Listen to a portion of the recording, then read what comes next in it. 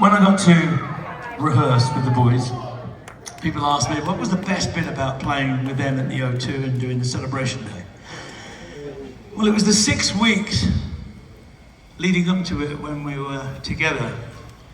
And that was probably one of the greatest moments, was now I was not a little kid running around the room anymore. I was a grown man in the presence of greatness.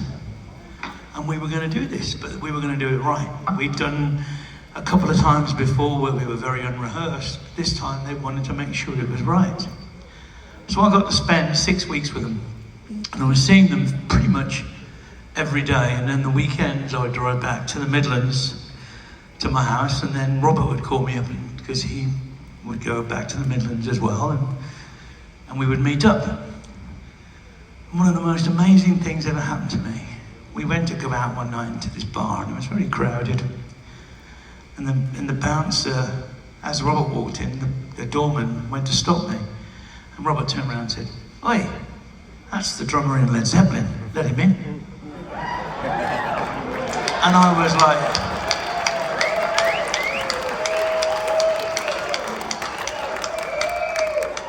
because I'm not. My dad was a drummer in Led Zeppelin. But you got a Grammy with him, man. You gotta be, that's something huge. Yeah, but I don't even think your dad got a Grammy, did he? No, Dad didn't get a Grammy. But it was just that weird feeling, you know, I'm like, don't, you know. At the same time I loved it, but at the same time I was like, don't you dare, don't say that. My dad was a drummer in Led Zeppelin. I'm the guy playing with Page, Jones and Plant.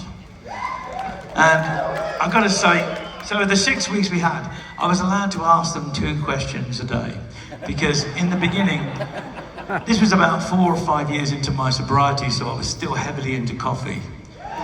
And so I was like, and I had so many questions to ask them. Because I had friends of mine that were huge Zeppelin fans that were emailing me questions also. So I was like, hold on, yeah. So they said, 2 questions from now on, it's too much.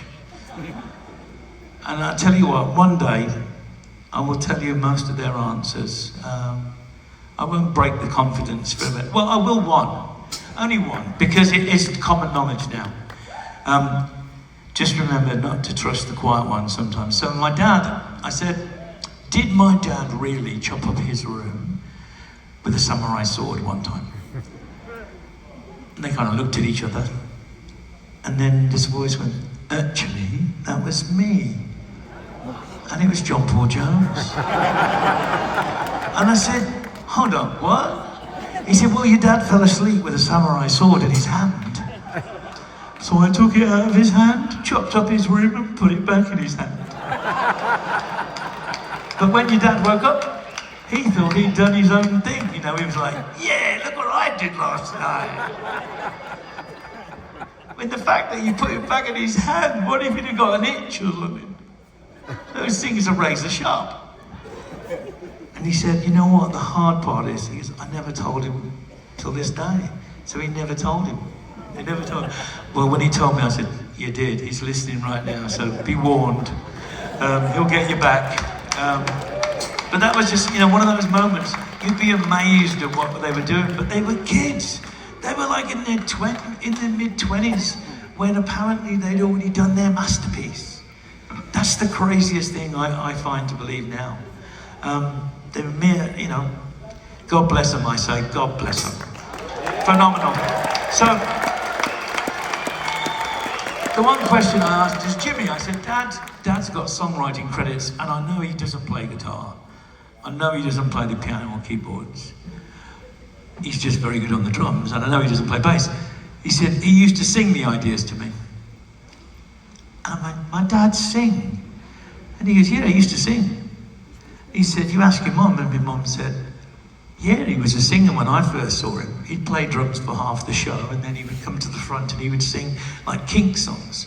He'd be like, girl, I want to be with you. And just to get chicks, that's all it was. He was 16 and he was like, yeah. And my mum was like looking up at him, and she said he was full of himself. He was so much like you were.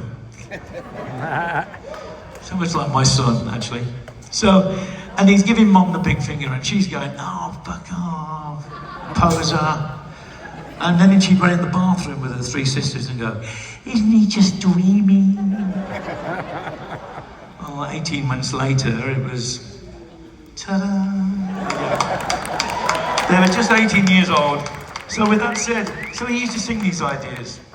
So one time, we're very grateful for Jimmy to understand him saying, I got this idea, and he goes,